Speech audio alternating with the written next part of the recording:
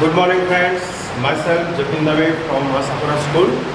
We are welcoming to all of you. In chapter number 1, number system, आज हम देखने जा रहे हैं classification of the rational and irrational number.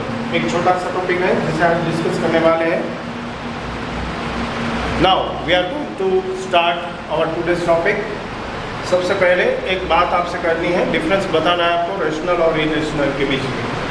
और rational number is a number we can know exactly either a whole number or fraction or mixed number, but not always exactly as the decimal.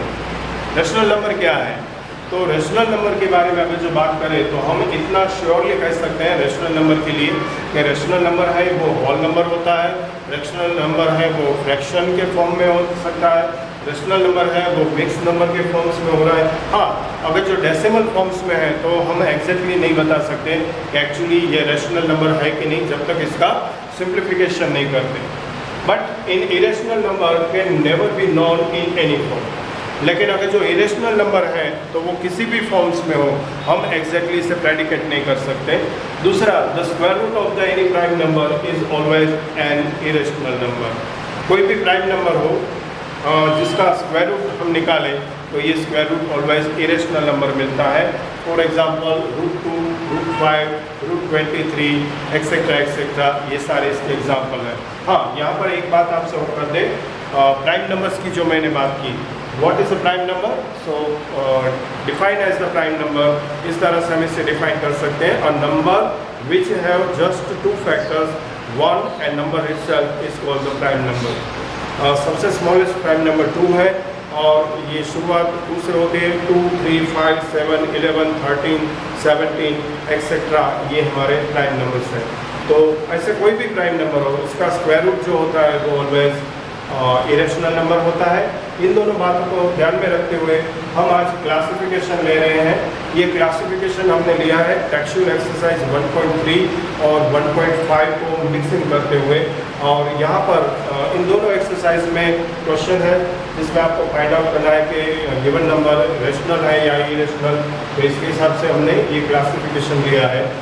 So now let's go to classify the following numbers as the rational number और irrational, और साथ में इसका explanation भी ले रहे हैं। First of all √23। First of all √23. 23 is not a perfect square. 23 is not a perfect square because here 3 is in the unit place value, and if the unit place value has 3 or 7 or 8 or 2, then number doesn't making a square number, a perfect square number. That's why 23 is not a perfect square number. And 23 is not perfect square number.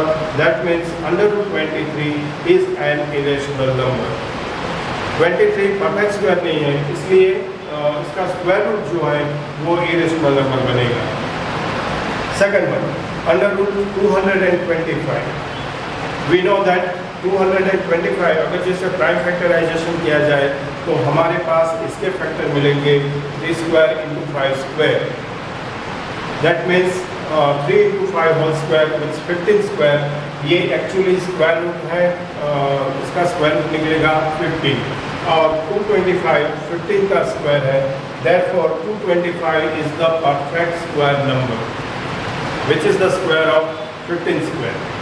तो 225 perfect square है और इसीलिए इसका root निकालने से जो number हमें मिलेगा ये नंबर एक्चुअली मिलेगा 15, and 15 is the rational number because it is a simple whole number.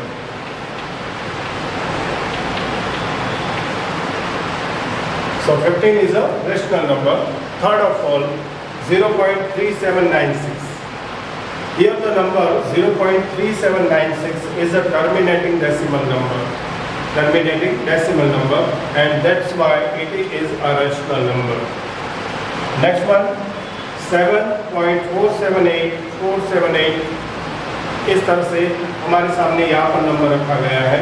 इस नंबर को हम इस तरीके से भी लिख सकते हैं 7.478 बार। 478 बार। इसका मतलब ये हुआ कि डेसिमल के पीछे यहाँ पर जो 3 डिजिट्स लगे हैं 4, 7 और 8 ये रिपीटिंग डिजिट्स है and therefore the given number 7.478478 is a non-terminating and repeating decimal। तो ये non terminating and repeating decimal है। Non terminating and repeating decimal always irrational number consider होता है। So therefore 7.478478 is an irrational number. Some more example number 5, let's see the board once again. 1.101010101001 401 dash dash dash. देखते ही पता चल जाता है ये जो नंबर है ये number also non terminating repeating decimal number है और non terminating repeating decimal number always irrational number में कंसिडर होता है। Example number 6, 2 minus root 5। 2 minus root 5। अब इस नंबर में दो पार्ट देखने को मिल रहे हैं। फर्स्ट वन वाला जो पार्ट है ये इंटीजर है 2 जो रेशनल नंबर है, और दूसरा जो पार्ट है रूट 5 ये इरेशनल नंबर है। हमने जैसे कि शुरू में ही कहा कि प्राइम नंबर का स्क्वायर रूट है वो इरेशनल नंबर है।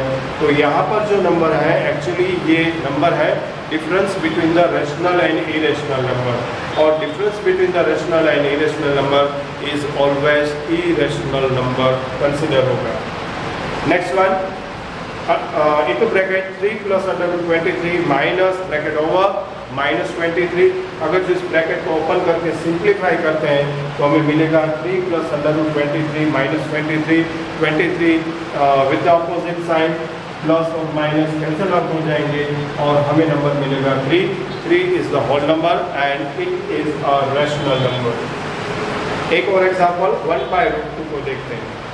यहाँ पर जो गिवन नंबर है 1/√2 इसका डिनोमिनेटर √2 है वो इरेशनल पार्ट है। So quotient of the rational and irrational is always rational number. अगर जो इसका क्वोशिएंट निकाला जाए मीन्स कि यहाँ पर डिवीजन प्रोसेस होती है 1/√2 में, तो इसका आंसर हमें ऑलवेज इरेशनल नंबर फॉर्म्स होगा। और लास्ट में हमने जो देखा 2π मतलब कि 2 × π ये है प्रोडक्ट ऑफ द रेशनल और इरेशनल नंबर का, और ये भी ऑलवेज रेशनल नंबर मिलेगा।